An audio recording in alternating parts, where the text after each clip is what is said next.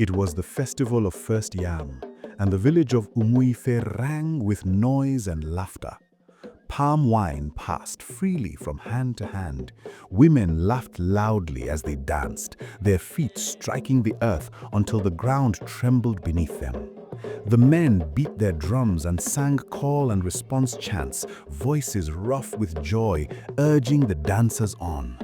Between songs, they poured palm wine and shouted blessings into the night. Children ran everywhere, dirty, excited, impossible to count. By the time the moon climbed high, the drums had quieted. Masquerades removed their masks, and one by one, families drifted home. Laughter faded. Fires shrank to glowing embers. The village paths lay still beneath the soft sweep of night, broken only by the bark of a dog or the whisper of leaves. It was in this hush, after the festival, that Madame Oluchi realized her son, Òbìŋna, was missing. At first, she told herself he was much older now, probably lingering with friends. But as midnight approached and Òbìŋna still had not returned, a cold fear seized her. This was unlike her boy. Panic rose like smoke. She alerted her husband and the neighbors. They searched empty huts and swept the quiet paths. They called his name by the river, at the forest's edge and across the darkened fields. Hunters were questioned, diviners were paid. No one could say where the boy had gone. Soon, more villagers joined the search. Òbìŋna was a good boy, kind, clever, and loved by all, and no one could bear the thought of harm coming to him. Lanterns bobbed through the night, voices echoed with anxious calls, and footsteps stirred the undergrowth. The village, once alive with joy, now held its breath, while the forest shadows seemed to lean closer, listening. Days passed. Madame Oluchi wept without rest. Each morning, villagers trooped into her compound to mourn with the family, yet Òbìŋna remained lost. On the third morning, he returned. He walked into the compound calmly, as though he had only stepped away for a short while. His mother screamed and pulled him into her arms. His father lifted his hands and thanked the ancestors. When the elders asked where he had been, Òbìŋna told them his story. He said that on his way home from the festival, he had met an old woman in the bush. She was bent and frail, her eyes clouded, yet glowing with a strange light. She asked him for water, firewood, and help carrying her things.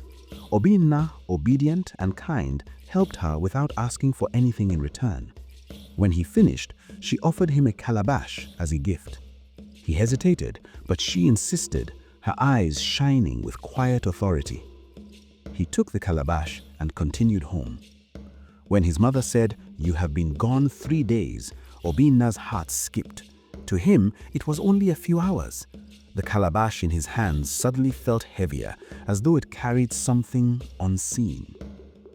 Everyone saw the small clay pot. It did not look special, but soon the village learned its value. When fruit was needed, it provided fruit. When palm oil was asked for, it flowed. Grain came from it. Even clothes appeared, clean and fine. The pot gave what was asked and what was needed.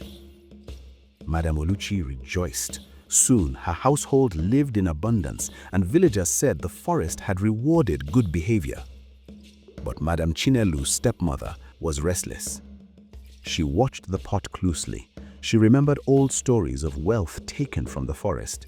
She believed such gifts could be earned again, and she wanted one for herself. She called her son, Okorie. She said, "Go to the forest, help the old woman, be kind, bring back a gift." Okorie agreed. He had heard the stories too, and he had also heard how greed and disrespect angered the spirits. He promised himself he would be careful. In the forest, the old woman called to him.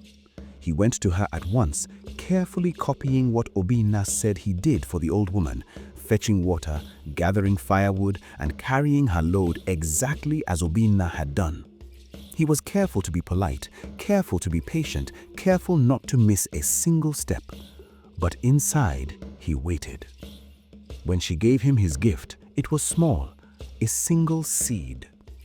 Disappointment burned in his chest. He had imagined a calabash like Òbìŋna's and had already decided what he would ask of it. Still, he hid his feelings. He knew open anger could bring punishment. Immediately, his mind began to work. If he could not receive a calabash openly, he would find a way to take one without inviting danger. That night, he lingered and followed the woman to her hut, assuring her that he only wished to help her settle in. He watched her steps carefully, memorizing every movement along the path. When they reached the hut, his eyes roamed the room, searching, convinced that other calabashes lay hidden there. When she finally lay down to sleep, he moved quietly, his breath held, his feet light against the earth, and began to search the hut in silence. That was when she confronted him. "I know when help is honest, and I know when it is not," she said, her voice deep and heavy like thunder in Harmattan season. Okorie fell to his knees. He begged, he wept, but the moment had passed. Seeing that punishment was upon him, terror seized his heart. He couldn't bear the thought of being punished, so in a split second, without even thinking, he sprang to his feet and bolted for the door, desperation driving his legs faster than thought. But the moment he burst out of the hut, he stopped short. The woman was standing there. Her bent form straightened, her spine rising tall like a kola tree. Fire danced around her feet, crackling like ancestral voices. Smoke curled into the night as the forest fell silent. Fire leapt from the ground and wrapped him in a fierce, blinding light. It roared like a living thing, circling him, climbing his legs, licking at his skin. The heat was unbearable. He screamed, but his voice was swallowed by the crackle of flames and the sudden howl of the forest. His body twisted under the fire's grip, bones stretched and snapped back into new shapes. His hands warped, fingers curling into claws. Hair burst from his skin in coarse, dark patches, and his spine arched as though an unseen force was reshaping him. When the fire finally withdrew, the light dimming to dying embers, the boy who had danced at the festival was gone. In his place stood a creature neither man nor animal, half human, half beast. His limbs were bent and uneven, his breath heavy and ragged. His eyes burned like live coals, glowing red in the darkness, carrying both pain and terror. When he opened his mouth to cry out, no human voice came, only a low, terrible sound that made the forest shudder. Then the woman spoke. "Go," she commanded. "Go and tell them what you have done. Let them see your punishment with their own eyes. Let them learn." With a wave of her hand, his voice was returned to him, thin and broken, but he could speak like a human once more. He turned and began the long walk back to the village. He carried no seed. He carried no calabash. What he bore instead was far worse than the fate he had tried to avoid, a living reminder of greed marked in flesh and fire. He stumbled back to the village and told them all that had happened. When his mother heard his story, she broke down, her face draining of all color. Through tears and trembling words, she confessed the envy she had carried silently in her heart for so long. Remorse consumed her, and she wept without restraint. That very night, Okorie died. Before dawn came, grief sent her mother too into the grave.